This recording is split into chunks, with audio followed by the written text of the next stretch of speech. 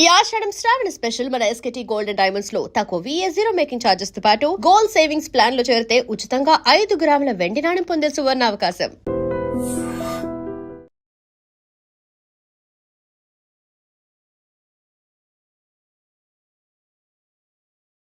తెనాల్లో 2 కేసులు ఉన్నాయి, మంచి కేసులు.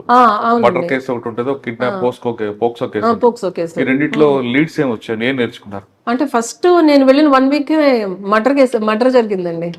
నైట్ చంపేశారు, మార్నింగ్ వచ్చేసరికి ఆ వాకింగ్ చేసే వాళ్ళు చూస్తే తెలిసింది అక్కడ మర్డర్ జరిగిందని చెప్పేసి. కానీ ఇమీడియట్ గా అప్పుడు మొత్తం అంటే ఒక గ్రేవ్ అఫెన్స్ ఏదైనా జరిగినప్పుడు పోలీస్ ఫోర్స్ అంతా కూడా చాలా యునైటెడ్ గా యాక్ట్ చేస్తారండి. అది మాత్రం నేను ఫస్ట్ అక్కడ నేర్చుకున్నాను.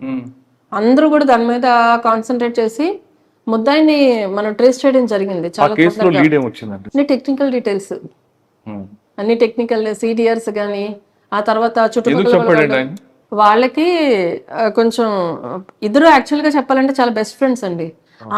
అతను ఇతన్ని చంపాడు అంటే ఎవరు నమ్మలేదు అసలు ఫస్ట్. ఎందుకంటే ఎప్పుడు చూసినా వాళ్ళిద్దరు కలిసి తిరిగేవారు. అట్లా కాకపోతే ఇతని దగ్గర కొంత అప్పు తీసుకున్నాడు ఇంతకు ముందు. ఆ అప్పు తీసుకున్న తర్వాత కూడా ఇతను తీర్చకపోవడంతో ఈ అబ్బాయి చనిపోయిన అబ్బాయి హైదరాబాద్ లో చేసేవారు, ఇతను తెనాలిలోనే ఉండేవాడు. వచ్చినప్పుడు ఎప్పుడైనా సరే ఇతను చంపాలని ప్లాన్ చేసుకున్నారండి. ఎందుకంటే మెయిన్ మోటివ్ వీళ్ళ వైఫ్ని తిట్టేవాడు, వల్గర్గా మాట్లాడేవాడు అని. అది ఇతను జీర్ణించుకోలేకపోయాడు. డబ్బులు ఇవ్వకపోతే మీ వైఫ్నైనా రమ్మను నా దగ్గరికి అన్నట్టు మాట్లాడేవాడు అంట. దానివల్ల బాగా అది గ్రడ్జ్ పెంచుకున్నాడు.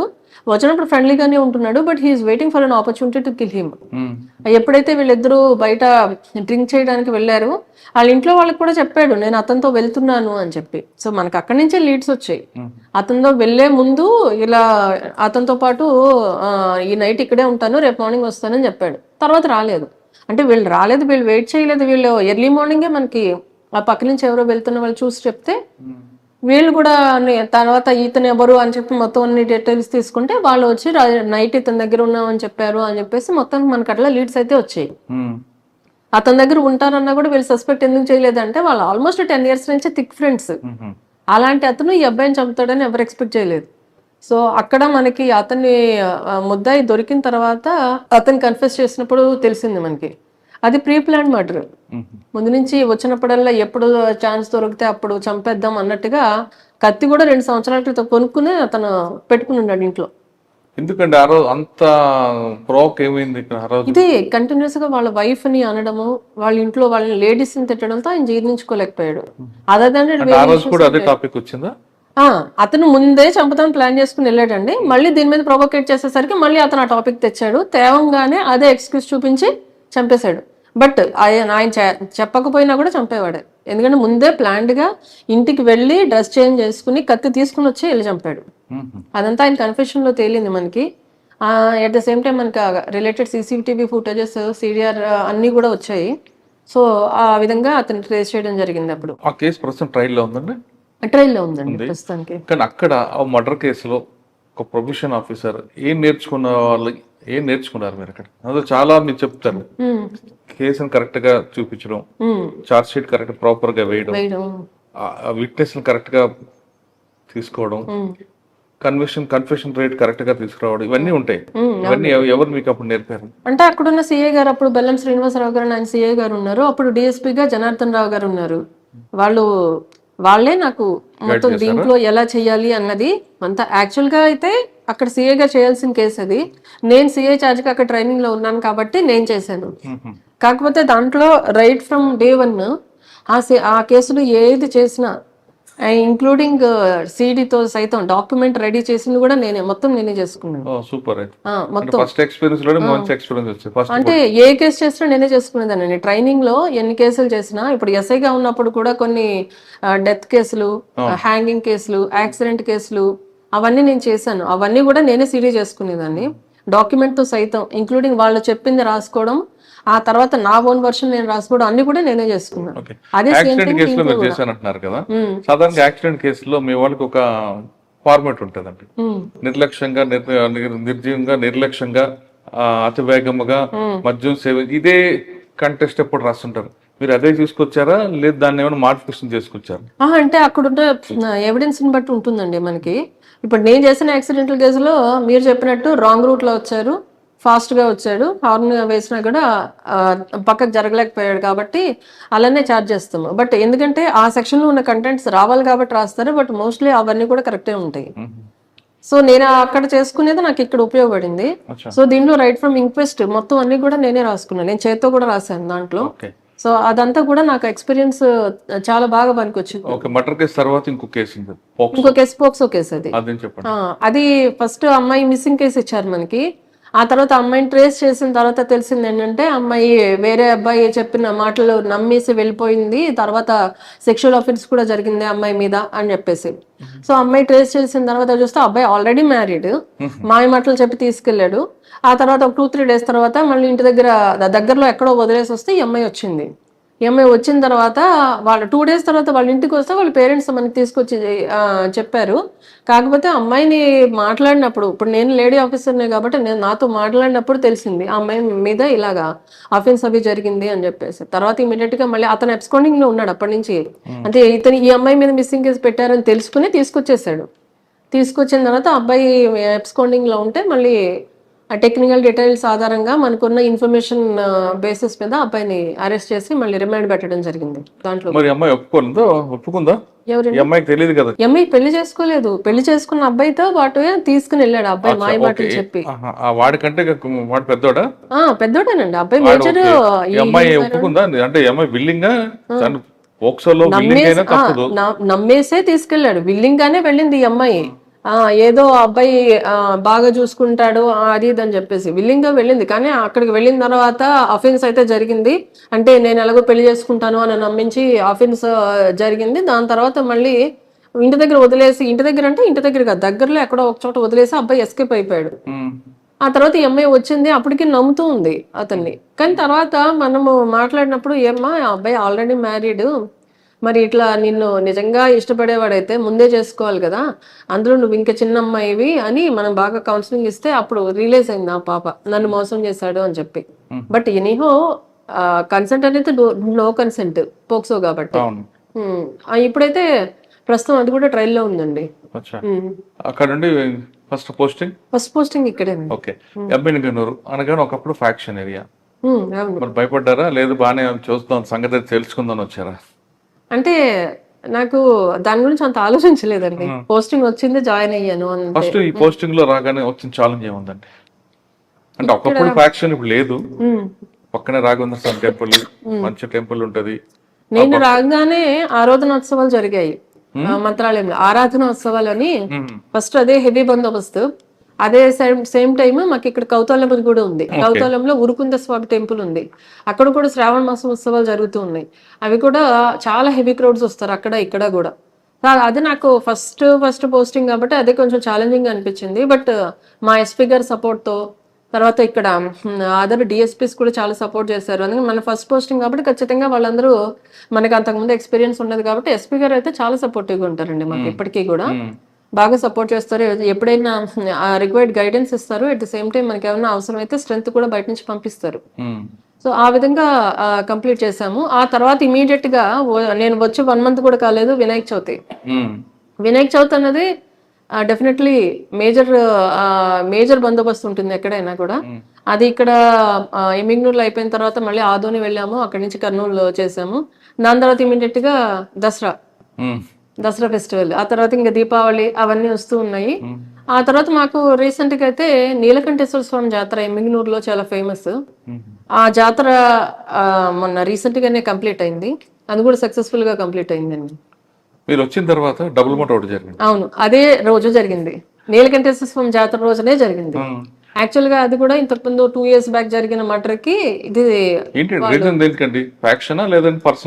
అసలు ఫ్యాక్షన్ అనేది కాదండి. దీనికి మనం ఫ్యాక్షన్ అని పెట్టలేము, ఎందుకంటే అసలు మోటివ్ కూడా ఆ ఊరు ఎప్పుడు కూడా అంతకు ముందు కందనాతిలో జరిగింది.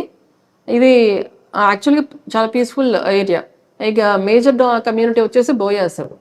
ఫస్ట్ 2024లో ఫిబ్రవరిలో జరిగింది అని చెప్పేసి తెలిసింది. దాంట్లో ఏంటంటే ఒక వీధిలో నార్మల్ పబ్లిక్ ట్యాప్ ఉంది, మున్సిపల్ ట్యాప్. ఆ ట్యాప్ లోంచి ఆ వాటర్ అందరూ పట్టుకుంటూ ఉన్నారు. ఇద్దరు ఇల్లు కట్టుకుంటున్నారు కొత్తగా, వాళ్ళిద్దరు బ్రదర్స్. ఆ ఇల్లు కూడా కొంచెం రోడ్డు మీదకి వచ్చేలా కట్టారు. రోడ్ మీదకి వచ్చేలా కట్టేటప్పటికి టర్నింగ్ తీసుకోవడానికి ఇబ్బంది అవుతుంది అక్కడ. ఆ రోడ్స్ అన్ని విలేజ్ రోడ్స్ చిన్నగా ఉంటాయి. అండ్ మోర్ ఓవర్ ఈయన ఏం చేసేవారంటే ఆ పబ్లిక్ ట్యాప్ లోంచి వాటర్ తీసి ఇల్లు తడపడానికి, క్యూరింగ్ కి దానికి వాడేవారు. సో వీళ్ళకి మిగిలిన వాళ్ళకి నీళ్ళు తక్కువయ్యేవి. సో ఇది ప్రొలాంగ్డ్ గా జరిగేసరికి వాళ్ళందరూ వీళ్ళ దగ్గరికి అడగడానికి వెళ్ళారు. అడగడానికి వెళ్ళినప్పుడు జరిగిన ఘర్షణలో పక్కన ఏదో గరిటె ఉంటే దాంతో తల మీద కొట్టేసరికి సివియర్ ఇంజురీస్ అయ్యి హాస్పిటల్ అడ్మిట్ అయిన తర్వాత ఒక ఇద్దరు చనిపోయారు. అసలు గొడవ జరగడమే అది. అక్కడ దాంట్లో పెద్ద ఇష్యూస్ లేవు, ఏం లేవు. ఇళ్ళతో ఫస్ట్ లేడీస్ గొడవ స్టార్ట్ అయిన తర్వాత జెంట్స్ ఇన్వాల్వ్ అయ్యారు, దాంట్లో చనిపోయారు వాళ్ళు. అసలు ఫ్యాక్షన్ అని కాదు, ఏం కాదు. ఆ తర్వాత ఆ ముద్దాయిలకి రిమాండ్ పెట్టారు. తర్వాత వాళ్ళు చాలా సంవత్సరాలు మొన్నటి దాకా కూడా వాళ్ళు ఊర్లో లేరు. మొన్న దసరాకి వాళ్ళకి అక్కడ జాతర జరుగుతుంది, అమ్మవారి జాతర. ఆ టైంలో వచ్చారు. అప్పటికే మనము హెవీ పోలీస్ బందోబస్తు ఉంది, పికెట్ అన్ని నడుస్తూ ఉన్నాయి. మొన్న ఆ రోజు వాళ్ళు పొలంకి వెళ్తూ ఉన్నప్పుడు ఎదురుగా ఈ వీళ్ళిద్దరు అపోనెంట్స్ ఎవరైతే ఉన్నారో, ఒకళ్ళు కంప్లైంట్, ఇంకొకటి అక్యూజ్డ్, ఏది 24 కేసులో. వాళ్ళు ఇప్పుడు వస్తున్నప్పుడు ఒకరికొకళ్ళు ఆటో ఎదురైతే నువ్వు తీయ అనే టైంలో ఇదిగో వీళ్ళు మనల్ని చంపేసి కూడా ఇంకా హై హ్యాండెడ్ గా ఉన్నారు, వాళ్ళు తగ్గట్లేదు అన్నట్టుగా గొడవ స్టార్ట్ అయింది వాళ్ళకి. గొడవ స్టార్ట్ అయ్యి వీళ్ళు మళ్ళీ మన మీదకి వస్తున్నారు, మళ్ళీ చంపుతారా ఏంటి అన్నట్టు అప్పటికప్పుడు ప్రొవోక్ అయిపోయి అప్పటికప్పుడు అందరూ అక్కడక్కడే వాళ్ళే కదా, అప్పటికప్పుడు అక్కడ ఉన్న వాళ్ళు ఏవే వెపన్స్ ఉంటే తీసుకొచ్చేసి అతన్ని అటాక్ చేస్తారు ఫస్ట్ పర్సన్ ని. కానీ అతను సంభవం ఎస్కేప్ అయ్యాడు. ఎస్కేప్ అయిన తర్వాత ఇంట్లో ఉన్న అతన్ని, పొలంలో ఉన్న అతన్ని వీళ్ళు వెళ్ళి చంపారు. 2024 నల్లా పంచాయతీ అంతే. అప్పుడు చంపారు కదా, ఇప్పుడు కూడా మా మీద ఇంత హై హ్యాండెడ్ గా ఉన్నారు వీళ్ళు అని. ఈ ట్రాక్టర్స్ అది ఎదురుబదురుగా వచ్చినప్పుడు జరిగిన ఇష్యూ అది. అది ముందు ప్రీ ప్లాన్డ్ కాదు, ఏం కాదు. అది జస్ట్ అప్పుడు ఆ సడన్ ప్రొవకేషన్ లో వాళ్ళు వచ్చి అంటే అప్పుడు అలాగే చంపేశారు, ఇప్పుడు కూడా మమ్మల్ని అలాగే చంపుతారా ఏంటి, ఎప్పుడు కూడా మేము ఇలా లూజింగ్ ఎండ్ లోనే ఉన్నాము అని చెప్పి, అది కూడా కరెక్ట్ గా ఇప్పుడున్న అక్యూజ్డ్ ఇళ్ళ దగ్గర జరిగింది. సో ఇమీడియట్ గా గ్యాదర్ అయిపోయారు వాళ్ళు. ఇమీడియట్ గా గ్యాదర్ అయిపోయి వాళ్ళ అంటే అందరూ కూడా ఫార్మర్సే కదా, అక్కడ అగ్రికల్చర్ ఇంప్లిమెంట్స్ ఉంటాయి కదండి, అవి తీసుకుని వచ్చేసారు. అవి తీసుకుని వచ్చి దాంతో అటాక్ చేశారు. ఇప్పుడు అంటే ఫ్యాక్షన్ అంటే ఒకప్పుడు విలేజ్ లో డామినేషన్ కోసము దానికోసం చేశారు. 24లో జస్ట్ ఈ పంచాయతీ జరిగింది. ఇప్పుడు వీళ్ళు మళ్ళీ మమ్మల్ని చంపుతారా అన్న ఉద్దేశంలో పట్టుకుని వచ్చేసి కొట్టేసుకున్నారు. దొరికారండి. Within 3 days. మనం 5th జరిగితే 8th కల్లా మనం వాళ్ళని అరెస్ట్ చేసి రిమాండ్ పెట్టాము. 12 మందిని అప్పుడు పెట్టాము. ఇంకొక 2-3 days లో మిగిలిన ఇంకో 13 మంది, టోటల్ 25 members ని రిమాండ్ పెట్టాము. మీరు ఎమ్మెల్యే గారు చార్జ్ తీసుకున్న తర్వాత మీ సబ్ డివిజన్ లో ఒక పోలీస్ స్టేషన్ కి ది బెస్ట్ పోలీస్ అవార్డు వచ్చింది. అవునండి. అది ఎందుకు వచ్చింది, ఎలా వచ్చింది? పెదకడ్పూర్ పోలీస్ స్టేషన్ లో ఈ జస్ట్ ఈ మర్డర్ జరిగిన ఒక 3-4 days లోనే వచ్చింది. కాకపోతే కాకపోతే దానికి అదే అవార్డు అయితే అప్పుడు వచ్చిందండి. దాని ప్రాసెస్ ఎప్పటి నుంచో స్టార్ట్ అయింది. నేను వచ్చిన తర్వాతనే వాళ్ళు విజిట్కి వస్తున్నారు అని చెప్పి తెలిసింది. అది ఎప్పుడు అరౌండ్ సెప్టెంబర్లోనో ఇప్పుడు వాళ్ళు విజిట్కి వచ్చారు, పోలీస్ స్టేషన్కి వచ్చారు. అక్కడ మెయిన్ వాళ్ళు చూసింది ఏంటంటే పబ్లిక్ రిసీవింగ్ ఎట్లా ఉంది, మనం పబ్లిక్కి మినిమం ఫెసిలిటీస్ ప్రొవైడ్ చేస్తున్నామా, అంటే సీటింగ్ అరేంజ్మెంట్ కానీ, ఇప్పుడు కొంతమంది డిఫరెంట్లీ ఏబుల్డ్ పీపుల్ ఉంటారు, వాళ్ళకి రావడానికి ర్యాంప్ సౌకర్యం ఉందా, కూర్చోడానికి అరేంజ్మెంట్స్ ఉన్నాయా, ఆ తర్వాత ఇంపార్టెంట్ నెంబర్స్, ఎమర్జెన్సీ నెంబర్స్ కానీ, అది ఎపీల్ అంటే ఫస్ట్ ఎపీల్, సెకండ్ ఎపీల్ ఆర్టీఐలో ఉంటే ఆ నెంబర్స్ కానీ అవన్నీ డిస్ప్లే చేస్తున్నామా లేదా, CCTVNess అనేది మాకు అప్లికేషన్ ఉంటుంది, దానిలో రెగ్యులర్గా అప్లోడ్ చేస్తున్నామా లేదా, ఫస్ట్ ఎయిడ్ ఎలా ఉంది, ప్రివెంటివ్ మెజర్స్ ఎలా ఉన్నాయి, మెన్కి ఈ మెస్ క్వాలిటీ కానీ అవన్నీ ఎట్లా ఉన్నాయి, చుట్టూ గ్రౌండ్ ఉందా లేదా, మెన్కి ఫిజికల్ యాక్టివిటీస్కి ఉన్నాయా లేదా, ఇట్లాంటివన్నీ తీసుకుని పోలీస్ స్టేషన్ నీట్గా ఉందా లేదా, స్టాఫ్ ఎలా ఉన్నారు, ఇవన్నీ తీసుకుని ఆ ఆస్పెక్ట్స్ లో వాళ్ళు పెదకడ్పూర్ అండి డీజీ గారు ఇచ్చారు. ఎప్పుడు అరౌండ్ జనవరి 10th, 11th, 9th ఎప్పుడు మేము వెళ్ళి విజయవాడకి వెళ్తే మా ఎస్పీ గారికి మాకు అందరికి కూడా డీజీపీ గారు అవార్డు ఇవ్వడం జరిగింది, సర్టిఫికెట్ ఇచ్చారు. ఈ రెండు కాకుండా ఎమ్మెల్యే గారిలో మీ మార్క్ ఏముందండి? ఇంకా మార్క్ అంటే జనాలు ప్రజలను అడిగితే తెలుస్తుందండి. నేను వచ్చిన తర్వాత విజువల్ పోలీసింగ్ ప్రయత్నిస్తారా, టెక్నాలజీ పోలీసింగ్ ప్రయత్నిస్తారా? అంటే రెండు ఉంటాయండి కంపల్సరీ. ఎందుకంటే ఇక్కడ మనము గుంటూరు అటు సైడ్ ఏరియాస్ చూసుకుంటే కొంచెం డెవలప్డ్ అండి. నా చిన్నప్పుడు అటువైపు ఏరియాస్ ఎలా ఉన్నాయి, ఇప్పుడు ఇక్కడికి అట్లానే ఉన్నాయి. ఇప్పుడు ఎస్పెషల్లీ కోసిగి, కౌతాలము ఇటువైపు ఏరియాస్ తీసుకుంటే ఆ మండలాలన్నీ కూడా చాలా బ్యాక్వర్డ్. పిల్లలు చాలా వరకు చదువుకోరు, అందరూ సుగ్గికి అని చెప్పి మైగ్రేట్ అయ్యి వెళ్ళిపోతూ ఉంటారు. ఇక్కడ వాళ్ళకి లైవ్లీహుడ్ ఫెసిలిటీస్ అట్లానే ఉన్నాయి. అంటే ఆల్మోస్ట్ రెయిన్ ఫెడ్ క్రాప్సే, ఆ క్రాప్ ఉన్నప్పుడు మాత్రం ఇక్కడ ఉంటారు. అది అయిపోయిన తర్వాత క్రాప్ ఈల్డ్ అయిపోయిన తర్వాత మెజారిటీ ఆఫ్ ద క్రాప్ పత్తే ఉంటుంది. ఎందుకంటే ఇది ఎక్కడైతే వాళ్ళకి ఇరిగేషన్ ఫెసిలిటీస్ ఉన్నాయో, ఎక్కడైతే కెనాల్స్ దగ్గరలో ఉంటాయో అక్కడ మాత్రం వరి వేస్తూ ఉంటారు. మిగిలిన చోట అన్ని కూడా ఆల్మోస్ట్ పత్తే ఉంటుంది ఇక్కడ. అంటే ఎమ్మిగ్నూరు ఈ పత్తికి, ఈ చేనేత వాటికి ఫేమస్. సో అది ఉంది. దాంతోపాటు మేజర్ క్రాప్ కూడా ఇదే. సో వీళ్ళందరూ కూడా ఇక్కడ మేజర్ ఆక్యుపేషన్ వచ్చేసి అగ్రికల్చర్. ఎడ్యుకేషన్ ఫెసిలిటీస్ తక్కువ ఉంటాయి, అంతా కొంచెం బ్యాక్వర్డ్ గా ఉంటారు. మోరోవర్ కొంచెం ఏదైనా చిన్న గొడవలు అయితే సామాన్యంగా పరిష్కారం దానికంటే కూడా ఎక్కువ గొడవలు పడుతూ ఉంటారు ఫస్ట్. మనకి అటువైపు ఆ బెల్ట్ చూసామంటే ఎక్కువ ఎడ్యుకేటెడ్ పీపుల్ ఉంటారండి. వాళ్ళందరూ చదువుకుని వేరు వేరు జాబ్స్ చేస్తూ ఉంటారు. వీళ్ళందరూ కూడా ఇక్కడ ఎక్కువ మాన్యువల్ లేబర్ పనులే చేస్తూ ఉంటారు. ఎడ్యుకేషన్ పర్సంటేజ్ కూడా చాలా తక్కువ ఉంటుంది. కాకపోతే అలాంటి చోట్ల కూడా ఈ మధ్యన రీసెంట్ గా గ్రూప్ 2లో కానీ, అంతకుముందు జరిగిన డిఎస్సిలో కానీ, కానిస్టేబుల్ సెలక్షన్స్ లో కూడా కోసిగి, కౌతల, మా మండలాల నుంచి కూడా considerable number of people select అయ్యారు. దానికి మాత్రం చాలా హ్యాపీగా ఉంది మాకు. ఇంకా ఇక్కడ చైల్డ్ మ్యారేజెస్ కానీ, పోక్సోలో ఎలోప్మెంట్స్ చాలా ఎక్కువ ఉంటాయండి. సో వాటన్నిటి కోసం కూడా మేము క్రైమ్ అగెయిన్స్ట్ విమెన్ గురించి మా ఎస్పీ గారి ఆదేశాల మేరకు ఎక్కువ అవగాహన కార్యక్రమాలు నిర్వహిస్తూ ఉన్నాము. రోజు కూడా మా సిఐలు, ఎస్ఐలు అన్ని చోట్ల వెళ్తూ ఉన్నారు. నేను రోజుకు ఒక విలేజ్ అయినా కవర్ చేస్తూ ఉంటాము. ఇప్పుడు మీది అయిన తర్వాత కూడా ఇంకో విలేజ్కి వెళ్లాల్సింది ఉంది. సో అలాగా విస్తృతంగా మేము అవగాహన కార్యక్రమాలు చేస్తున్నాము. ఇంకొకటి మనకు ఎమ్మిగ్నూరు నుంచి, ఆదోని నుంచి ఎమ్మిగ్నూరు వచ్చే రోడ్డు హైవే ఉంది. హైవే మీద జనరల్ గా ఎక్కువ యాక్సిడెంట్స్ జరుగుతూ ఉన్నాయి. దాని మీద కూడా మేము ప్రజలకు ఎక్కువ అవగాహన కార్యక్రమాలు చేపడుతున్నాము. హెల్మెట్ పెట్టుకోమని, డ్రింక్ చేసి డ్రైవ్ చేయొద్దు అని. ఎక్కువ మాకేమవుతుందంటేనండి, మంత్రాలయం మా సబ్ డివిజన్ లో ఉంది. సో కర్ణాటక భక్తులు ఎక్కువ వస్తూ ఉంటారు. వాళ్ళు ఎట్లా అంటే నైట్ బయలుదేరి మార్నింగ్ వచ్చేసేయాలి అని అనుకుంటారు. సో ఓవర్ నైట్ డ్రైవింగ్ చేసేటప్పుడు ఎక్కువ తెల్లవారుజాముకి వచ్చేసరికి నిద్రపోతూ ఉంటారు. నిద్రమత్తు వస్తుంది ఏ మనిషికైనా సర్వసాధారణం. కానీ ఆ టైంలో వాళ్ళని కొద్దిసేపు ఆపి రెస్ట్ తీసుకుని డ్రైవ్ చేస్తే బాగుంటుంది, ఒక హాఫ్ అన్ అవర్ అయినా నిద్రపోయి. కానీ అది చేయకుండా కంటిన్యూస్ గా రావడం వల్ల ఆల్మోస్ట్ నవంబర్లోనండి, నవంబర్ 29 నాకు గుర్తుంది, ఆ రోజు కర్ణాటక నుంచి మంత్రాలయం వెళ్తున్న ఒక ఫ్యామిలీ మొత్తం చనిపోయారు. దాంట్లో ఎక్సెప్ట్ డ్రైవర్ 6 మెంబర్స్ చనిపోయారండి. దాంట్లో 3 years ఓల్డ్ పిల్లలు ఉన్నారు. ఆ యాక్సిడెంట్ అది మనం చూస్తే మాత్రం చాలా బాధ అనిపిస్తుంది. అది కూడా నేనే ఇన్వెస్టిగేట్ చేశాను ఆ కేసు కూడా. కేవలం నిద్రపోతూ కారు లెఫ్ట్ సైడ్ వెళ్ళటం అనేసి కంప్లీట్ గా రైట్కి వెళ్ళిపోయింది. సో ఆ విధంగా కూడా మనం అవగాహన కలిగిస్తున్నాము. ఇక్కడ మన మంత్రాలయంలో కూడా వచ్చే భక్తులందరికీ కూడా కన్నడలో కూడా అనౌన్స్మెంట్ ఇప్పిస్తున్నాం. దయచేసి నిద్ర వస్తే కాస్త రెస్ట్ తీసుకుని డ్రైవ్ చేయండి అని. అదే మళ్ళీ అది చేయడమే కాకుండా మనకి ఇక్కడ ధర్మపురి దగ్గర, హలహర్వి దగ్గర ధర్మపురి టోల్ ప్లాజా అని ఒకటి ఉంది. మళ్ళీ ఇక్కడ ఎమ్మిగ్నూరు నుంచి ఆదోని వెళ్ళే రోడ్ లో బనవాసి అనే విలేజ్ ఉంది. అక్కడ ఇక్కడ కూడా రెగ్యులర్ గా early morning stop wash and go, అంటే వెళ్ళే వెహికల్స్ ఆపి వాళ్ళకి కొంచెం వాటర్ ఇచ్చి ఫేస్ వాష్ చేయించి అప్పుడు పంపిస్తున్నాం. ఇవన్నీ కూడా ఈ నిద్రలో డ్రైవ్ చేస్తూ దానివల్ల జరిగే యాక్సిడెంట్స్ ని కట్టేలు చేయడానికి చేస్తున్నాం.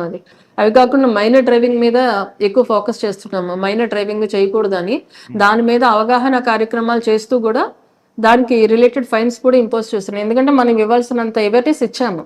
ఇన్స్పెక్ట్ ఆఫ్ దట్ మారకపోతే ఖచ్చితంగా పనిష్మెంట్ వేస్తేనే కొంతైనా మార్పు వస్తుంది. డ్రంక్ అండ్ డ్రైవ్ అండి 10,000 punishment, 10,000 fine. At the same time judge గారు కావాలంటే మనం అంత రిమైండ్ కూడా ఇవ్వచ్చు. సో అవన్నీ కూడా విస్తృతంగా అవగాహన కల్పించాము. December 31 రోజు కేవలం ఈ రోడ్ యాక్సిడెంట్స్ మీద విస్తృతంగా ఒక ర్యాలీస్ చేయించాము మొత్తం సబ్ డివిజన్ మొత్తం. ఎలాంగ్ విత్ ఆ పోస్టర్స్ అన్ని కూడా స్వయంగా నేనే డిజైన్ చేశాను. ఎమోషనల్ అపీల్ ఉండాలి అని చెప్పి. ఈ అన్ని ఆ రోజు కంప్లీట్ సబ్ డివిజన్, నేను ఇక్కడ ఎమ్మిగ్నూరు టౌన్ లో చేసాము, సబ్ డివిజన్ ఎవరికి వాళ్ళు చేశారు. ఆ రోజు నైట్ మాత్రం ఎటువంటి ఇన్సిడెంట్స్ లేకుండా చాలా ప్రశాంతంగా గడిచిందండి ఇన్సిడెంట్ ఫ్రీ. అంటే నేను విన్నది ఏంటంటే ఎవ్రీ ఇయర్ ఈ December 31 నైట్ మాత్రం సైలెన్సర్ లేకుండా బైకులు తిప్పడాలు, డ్రంక్ అండ్ డ్రైవ్ చేసుకుంటూ వీధుల్లో తిరగడాలు, ఎక్కడైనా వీధుల్లో ఎవరైనా ఉంటే వాళ్ళని భయభ్రాంతులకు గురి చేయడాలు, ఇలాంటివన్నీ ఉన్నాయని చెప్పేసి నేను విన్నాను. సో అది ఈసారి లేకుండా మా సిఎస్ ఎలాగైతే తిరుగుతారో నేను కూడా నైట్ 1:30 దాకా నేను మొత్తం నోట్స్ మీద తిరుగుతూనే ఉన్నాం మొత్తం ఎమ్మిగ్నూరులో. ఎక్కడ కూడా ఒక సింగిల్ ఇన్సిడెంట్ జరగలేదు. మేడం మీరు ప్రొఫెషనల్ చేసుకొచ్చారు, ఒకసారి పర్సనల్ లైఫ్ వెళ్తా ఉంటారు. సాధారణంగా మగవాళ్ళు యూనిఫామ్ ఆఫీసర్లు అయినా ఇంట్లో భార్య వాళ్ళతో ఉంటారు కానీ మీరు ఇక్కడ డ్యూటీ చేయాలి, ఇంటికి వెళ్ళిన తర్వాత అమ్మగాను అత్త కోడలుగాను భార్యగా ఇంకో డ్యూటీ ఉంటుంది. ఈ రెండు ఎక్కడైనా క్లాష్ అవుతుంటాయా? అవుతుంటుందండి. అంటే వర్కింగ్ విమెన్కి ఫ్యామిలీ సపోర్ట్ లేకపోతే మాత్రం చాలా కష్టం అవుతుంది. కాకపోతే ఇంకా ఫ్యామిలీ సపోర్ట్ ఉండడం వల్ల మా హస్బెండ్ చాలా కోఆపరేటివ్. ఆయన ఆల్మోస్ట్ వర్క్ ఫ్రమ్ హోమ్ చేస్తూ ఉంటారు. సో బాబు నేను వచ్చేలోపు బాబు వచ్చినా ఆయన చూసుకుంటూ ఉంటారు, నేను వెళ్ళిన తర్వాత నేను చూసుకుంటాను. కానీ ఫ్యామిలీ సపోర్ట్ అయితే కంపల్సరీ ఉండాలండి వర్కింగ్ విమెన్కి. రెండు బ్యాలెన్స్ చేయడం కష్టము. కాకపోతే family is always family. Family top priority ఇవ్వాల్సిందే. కానీ మనకి ఉండే జాబ్ హైలీ ఛాలెంజింగ్. ఆల్మోస్ట్ మన 24 hours టైం కూడా డిమాండ్ చేస్తుంది. ఎందుకంటే ఏ టైంలో ఏది జరుగుతుందో మనకు తెలియదు. ఇమీడియట్ గా రషప్ అవ్వాల్సి ఉంటుంది. ఇప్పుడు నీలకంఠేశ్వర స్వామి జాతరకి మేము అన్ని బందోబస్తు అరేంజ్మెంట్స్ చేసుకుని ఉన్నాక సడన్ గా మర్డర్ అని తెలిస్తే నిన్న జాతరలో లేదు. ఇక మొత్తం సిఐ గారికి అక్కడ ఉన్న స్టాఫ్ కి ఇన్స్ట్రక్షన్స్ ఇచ్చేసి ఇమీడియట్ గా అక్కడికి వెళ్ళాం. ఎందుకంటే నా ప్రెసెన్స్ అక్కడ చాలా ఇంపార్టెంట్. సో అట్లాగా ఆ రోజంతా సంఘటన వచ్చినప్పుడు ఇంట్లో పెళ్లి మమ్మీ రా ఫంక్షన్ ఉంది పుట్టినరోజు ఉంది అంటారు కదా, అప్పుడు ఏం చెప్తారు? ఏమోనండి, నేను వచ్చిన తర్వాత కొన్ని నేను ఎక్కువ జాబ్ కే ఇంకా ప్రయారిటీ ఇచ్చాను. ఎందుకంటే నా ప్రెసెన్స్ కంపల్సరీ అవసరమైనప్పుడు మాత్రం నేను ఫీల్డ్ లోనే ఉన్నాను. ఇక్కడ కొన్ని ఇంపార్టెంట్ అకేషన్స్ జరిగినప్పుడు కూడా మొన్న సంక్రాంతి మాకు చాలా బాగా చేస్తారు. బట్ ఆ టైంలో నాకు ఇక్కడ ఇంపార్టెంట్ డ్యూటీస్ ఉండడం, కేసెస్ ఉండడంతో మా ఫ్యామిలీ మా పేరెంట్స్ వచ్చినా కూడా నేను ఎక్కువ టైం వాళ్ళతో స్పెండ్ చేయలేకపోయాను. తప్పదండి మాకు ఇంకా. ఇంకా ప్రజెంట్ సైబర్ క్రైమ్ అండి. సైబర్ క్రైమ్ కేసు అయిన తర్వాత మీరు ఇన్వెస్టిగేట్ చేయడం కాకుండా అట్లా ముందు ప్రజలను అవగాహన తీసుకురావడానికి ఏపీ పోలీసులు ఎక్కువ ప్రయత్నిస్తున్నారు. అవునండి. మీరేం చేస్తున్నారండి? మేము ఏం చెప్తారు మీరు? రెగ్యులర్ గా ఇప్పుడు ఏదైతే అవేర్నెస్ ప్రోగ్రామ్స్ పెడుతున్నామో అన్ని ప్రోగ్రామ్స్ లో కూడా కంపల్సరీ సైబర్ క్రైమ్ అవేర్నెస్ ఖచ్చితంగా వస్తుంటాయండి. సైబర్ క్రైమ్ అనేది అదే చెప్తున్నా కదా, దానికి ఏ పరిధితో సంబంధం లేదు, లిమిట్స్ లేవు. ఎక్కడి నుంచైనా ఎప్పుడైనా సైబర్ క్రైమ్ బాధితులు అవ్వచ్చు. ఒకప్పుడు దొంగదనం చేయాలంటే మన ఇంటికి వచ్చో మన దగ్గరకు వచ్చో చేయాలి. ఇప్పుడు అట్లా కాదు, మనం అక్కడ ఉంటాం, అక్కడ నైజీరియాలో ఉండొచ్చు, ఎక్కడైనా మన బ్యాంక్ నుంచి డబ్బులు తీసేసుకోవచ్చు. మనం సేఫ్ గా ఉంటుందని డబ్బులు ఇంట్లో పెట్టుకోకుండా బ్యాంక్ లాకర్ లో పెట్టుకుంటాం, బ్యాంక్ అకౌంట్ లో పెట్టుకుంటాం. ఆ అకౌంట్ లో డబ్బులు పోతున్నాయి కదా ఇప్పుడు. అదే సైబర్ క్రైమ్. సైబర్ క్రైమ్ లో ఒకప్పుడు ఏంటంటే కొంచెం అత్యాశ గాని భయం గాని రెండింటి వల్ల పోయేవి డబ్బులు. అంటే మనకి ఫోన్స్ వస్తూ ఉంటాయి, స్టాక్ మార్కెట్ లో ఇన్వెస్ట్ చేయండి, దీంట్లో ఇన్వెస్ట్ చేస్తే తక్కువ టైంలో రెట్టింపు లాభాలు లేదా 3x లాభాలు అని చెప్తే ఓకే, తక్కువ టైంలో మనం ఎక్కువ ధనవంతులు అయిపోతున్నాం కదా అని ఆ ఆశతో దాంట్లో వెళ్తూ ఉంటారు. బట్ ఒకటి మనం గుర్తుపెట్టుకోవాల్సింది ఏంటంటే మనకు జెన్యున్ గా డబుల్ అవ్వాలంటే లీగల్ ప్రాసెస్ లోనూ జెన్యున్ గానే అవుతాయి తప్ప ఏ షార్ట్ కట్స్ ఉండవు దానికి. అది మనం గుర్తుపెట్టుకోవాలి. అదే ముందు చెప్తున్నాము. తర్వాత ఈ మధ్యన ఒక లింక్ వస్తుందండి. నేను ఈ లింక్ లో ఇలాగే రాసి ఉంటుంది, నేను ఇది అబద్ధం అనుకున్నా కానీ ఇది నిజమే, ఈ లింక్ నొక్కితే నాకు 5,000 వచ్చాయి, మీరు కూడా క్లిక్ చేయండి అని. మనము ఎవరికైతే ప్రజలకి అవేర్నెస్ ఇస్తున్నాం, వాళ్ళు సైబర్ క్రైమ్ మీకు ఇట్లా ఫోన్ చేస్తారు లేదా డిజిటల్ అరెస్ట్ అని చెప్తారు, మీకు ఫోన్ చేసి మీ ఓటీపీ చెప్పమంటారు, అవన్నీ చెప్పొద్దు అని మనం చెప్పేటప్పుడు వాళ్ళు కొత్త మార్గాలను వెతుక్కుంటున్నారు. ఎలా అయితే మనం నమ్ముతామో, ప్రజల నమ్మకాన్ని ఏ విధంగా పొందొచ్చో ఆ మార్గాల్లో వాళ్ళు వెళ్తున్నారు. సో ఇట్లా సైబర్ క్రైమ్ అనేది ఒకదానికి పరిమితం అవ్వకుండా రోజు రోజుకి రూపాంతరం చెందుతుంది. సో అన్నిట్లో మనం అవేర్నెస్ ఇస్తూ ఉన్నాము, ప్రజలు కూడా అప్రమత్తంగా ఉండాలని చెప్తున్నాం. ఎక్కువగా ఓటీపీస్ చెప్పడం కానీ, మన మొబైల్ కానీ, మన ఈ బ్యాంకింగ్ పాస్వర్డ్స్ చెప్పడం కానీ అవి ఎవరికి చేయొద్దు అని చెప్తున్నాం. At the same time cyber crime అంటే డబ్బులు పోవడం ఒకటే కాదండి, అమ్మాయిల్ని ఇబ్బంది పెట్టడాలు, మార్ఫింగ్ చేయడాలు, ఫొటోస్, క్లోజ్ ఫొటోస్ ఇలా షేర్ చేయడాలు అవన్నీ ఉంటున్నాయి. సో వీటికి కూడా మేము చెప్పేది ఏంటంటే అమ్మాయిలకి ఎస్పెషల్లీ మీ పర్సనల్ ఫొటోస్ ఎవరికి షేర్ చేయొద్దు. ఎంత క్లోజ్ ఫ్రెండ్ అయినప్పటికీ చేయొద్దు. ఎందుకంటే రేపొద్దు టర్మ్స్ ఎలా ఉంటాయో మనకు తెలియదు. ఇంకొకటి, బాగా ఇంటిమేట్ ఫొటోస్ ఏమన్నా ఉంటే కూడా ఫోన్లో పెట్టుకోవద్దు అని చెప్తున్నాం. హ్యాక్ చేయొచ్చు, దీనిలో డేటా వాళ్ళు తీసుకోవచ్చు. ఎప్పుడైనా ఫోన్ పాస్వర్డ్స్ కూడా ఎవరికి షేర్ చేయొద్దని చెప్పేది కూడా అందుకే. ఒకవేళ మన పాస్వర్డ్ తీసుకుంటే ఇమీడియట్ గా ఫోటో షేర్ చేసుకుంటారు కదా. అదే కాదు, జీమెయిల్ పాస్వర్డ్స్ కానీ ఫేస్బుక్ లో కానీ మనకి తెలియని వాళ్ళ దగ్గర నుంచి, ఫిజికల్ గా ఎదురుగా మనకి లేని వాళ్ళ దగ్గర నుంచి ఫ్రెండ్స్ రిక్వెస్ట్ ఏదే యాక్సెప్ట్ చేయొద్దు అని. ఎందుకంటే మనం పెట్టే పర్మిషన్స్ లో చాలా వరకు ఫ్రెండ్స్ కి మాత్రమే పరిమితం, వ్యూయింగ్ రైట్స్ అవన్నీ ఉంటాయి కదా. ఫ్రెండ్స్ లిస్ట్ లోకి ఒకవేళ ఇలాగ అన్నోన్ పర్సన్స్ వచ్చారంటే మన డేటా వాళ్ళు తీసుకునే ఛాన్స్ ఉంటుంది. సో మన పాస్వర్డ్ షేర్ చేయడం కానీ, ఇలా ఫ్రెండ్ రిక్వెస్ట్ అన్నోన్ పర్సన్స్ దగ్గర నుంచి యాక్సెప్ట్ చేయడం కానీ ఇట్లాంటివి చేయొద్దు. మీ ఫోటోలు ఎవరికి షేర్ చేయొద్దు అని చెప్తూ ఉన్నాము. మళ్ళీ ఓటీపీలు చెప్పడం కానీ, లేదా స్టాక్ మార్కెట్లో ఇన్వెస్ట్మెంట్ అని కానీ, లేదా ఇప్పుడు న్యూ ఇయర్ కదా మీకు గిఫ్ట్ వచ్చిందని చెప్పి ఫోన్ చేయడాలు, లేదా ఇదిగో ఈ లింక్ క్లిక్ చేస్తే దీంట్లో మీ బ్యాంక్ డీటెయిల్స్ అప్లోడ్ చేసుకోండి అని చెప్పడము. ఇట్లా ఈ మధ్య ఎలా వస్తుందంటే బ్యాంక్ నేమ్ తోటే వస్తున్నాయి. బ్యాంక్ వెబ్సైట్ లాగానే కనిపిస్తుంది, but it is a fake website. మనం క్లియర్ గా చూస్తే దాంట్లో స్పెల్లింగ్ మిస్టేక్స్ ఉండడం కానీ, యూఆర్ఎల్ తేడా ఉండడం కానీ ఉంటుంది. వాట్సాప్ లో వస్తున్నాయండి, బ్యాంక్ వాళ్ళ ఐకాన్ ఏదైతే ఉంటుందో అది డీపీగా పెట్టుకుని పెడుతున్నారు. డీపీగా ఉంటుంది కానీ పేరు మాత్రం స్టేట్ బ్యాంక్ ఆఫ్ ఇండియా అని రాదు, ఒక నెంబర్ వస్తుంది. సో జనాలు ఏం చేస్తున్నారు, ఇక్కడున్న డీపీని చూసి అది క్లిక్ చేసేస్తున్నారు. లేదా ఆర్టీఐ చలాన్స్ అని చెప్పి ఏపీకే ఫైల్స్ వస్తున్నాయి, అది క్లిక్ చేయగానే ఇమీడియట్ గా సైబర్ క్రైమ్ గురవుతున్నారు. సో వీటన్నిటి మీద విస్తృతమైన అవగాహన కార్యక్రమాలు కలెక్ట్ చేస్తున్నాము మా ఎస్పీ గారి ఆదేశాల మేరకు. ఇన్స్పైట్ ఆఫ్ దట్ ఇంకా కొంతమంది బాధితులు అవుతూ ఉన్నారు, కానీ దీంట్లో ఏంటంటే ఎక్కువ చదువుకున్న వాళ్ళే బాధితులు అవుతారండి, ఎక్కువగా వాళ్ళే బాధితులు అవుతున్నారు సైబర్ క్రైమ్ కి. సో వాళ్ళకి కూడా మనం ఇంకా అవేర్నెస్ క్రియేట్ చేస్తున్నాము. వాళ్ళు ఏంటంటే స్టార్టింగ్ లో వాళ్ళు రియలైజ్ అవ్వట్లేదు, ఒక కొంత పీరియడ్ ఆఫ్ టైం ట్రావెల్ చేసిన తర్వాత వాళ్ళు రియలైజ్ అవుతున్నారు దట్ వాళ్ళు కూడా విక్టిమ్స్ అయిపోయారు అని. పెద్ద పెద్ద డాక్టర్స్ ఉంటున్నారు దీంట్లో, సాఫ్ట్వేర్ ప్రొఫెషనల్స్ ఉంటున్నారు, వాళ్ళు కూడా చిన్న చిన్న అమౌంట్లు కాదు, ఆల్మోస్ట్ క్రోర్స్ లో లాస్ అవుతున్నారు. చేస్తూ ఉన్నాము, బట్ వాళ్ళలో కూడా ఇంకా అవేర్నెస్ వచ్చి వాళ్ళగా ముందు అలర్ట్ అవ్వాలి. ఫైనల్ గా చెప్పండి మేడం, డిపార్ట్మెంట్ లోకి వచ్చే అమ్మాయిలకి మీరు ఇచ్చే మెసేజ్ ఏంటి? డిపార్ట్మెంట్ లోకి ఏదో మనకి అది చేయలేము అని అనుకోవద్దండి, ఏదైనా కూడా మన యాటిట్యూడ్ని బట్టే ఉంటుంది. ఛాలెంజెస్ డెఫినెట్ గా ఉంటాయి, ఎందుకంటే ఫిజికల్ గా కూడా హార్డ్ గా ఉంటుంది, మెంటల్ గా కూడా మనం స్ట్రాంగ్ గా ఉండాల్సిందే. నేను చాలా సెన్సిటివ్ ఎట్ హార్ట్, బోత్ నేను ఫిజికల్ గా సెన్సిటివ్, మెంటల్ గా సెన్సిటివ్ అని నేను అనుకునేదాన్ని. బట్ సిచ్యువేషన్ అలా నన్ను తయారు చేసిందో, లేదా నాలో ఉన్న పొటెన్షియల్ నేను తర్వాత రియలైజ్ అయ్యాను. But I'm able to with stand. మన సిచ్యువేషన్ కి అడాప్ట్ అయితే, but at the same time మనం ఎక్కడ కూడా రాంగ్ రూట్ లో వెళ్లాల్సిన అవసరం లేదు. మన మీద మనకు నమ్మకం ఉండాలి, నాలెడ్జ్ ఉండాలండి. At the same time training period లో కానీ ఏదైనా మన లా మీద ఏదైతే అవగాహన ఉందో అది రావాలి ఫస్ట్. అది వస్తేనే మనం ఎక్కడైనా సర్వైవ్ కాగలం. నాలెడ్జ్ ఇస్ పవర్, అంతే. నాలెడ్జ్ ఉండాలి, మన మీద మన కాన్ఫిడెన్స్ ఉండాలి, ధైర్యంగా ముందడుగు వేయాలి, ఏది ఇంపాసిబుల్ అయితే కాదు. పోలీస్ డిపార్ట్మెంట్ అమ్మాయిలకి ది బెస్ట్ ప్లాట్ఫామ్ అంటున్నారు భార్గవ్ గారు. ఇక్కడికి వచ్చిన తర్వాత ఇది ఛాలెంజ్ జాబ్ కాబట్టి ఎస్కేప్ అవ్వడానికి అవకాశం లేకుండా ఒక నాలెడ్జ్ని కానీ మనం ఇంప్రూవ్ చేసుకుంటే ఖచ్చితంగా ఇది మంచి ఆపర్చునిటీ. ఇందులో పనిచేస్తే పబ్లిక్ నుండి మంచి పేరు వస్తుంది, మనకే కాదు మన కుటుంబాలకు కూడా ఈ పేరు వెళ్తుంది అంటూ భార్గవ్ గారు చెప్తున్నారు. ఆవిడ దగ్గర మనం నేర్చుకోవాల్సింది ప్రతి మహిళ కూడా, నేను పిల్లల కన్నాను, నాకు బాడీ సహకరించదు, ఇంకా నా జీవితం వంటగదికి పరిమితం అనే భావించే మహిళలందరూ కూడా ఈవిడ ఇంటర్వ్యూ ఖచ్చితంగా చూడండి.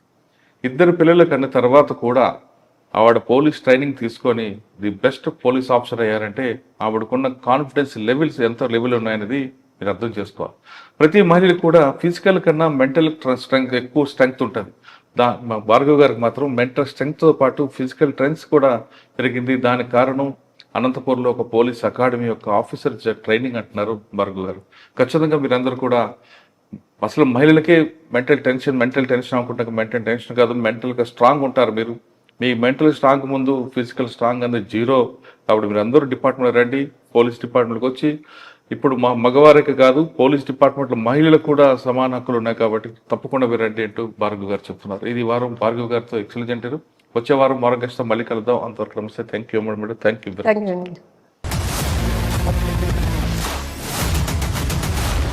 iDreams, this police diaries is something very, very valuable towards that.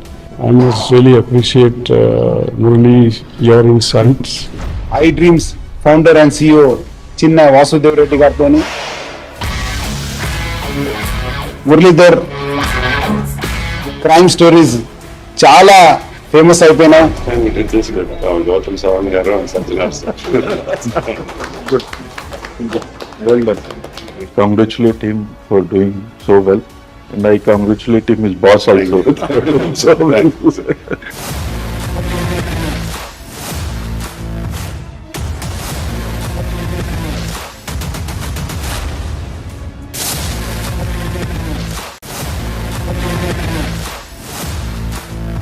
Thank you.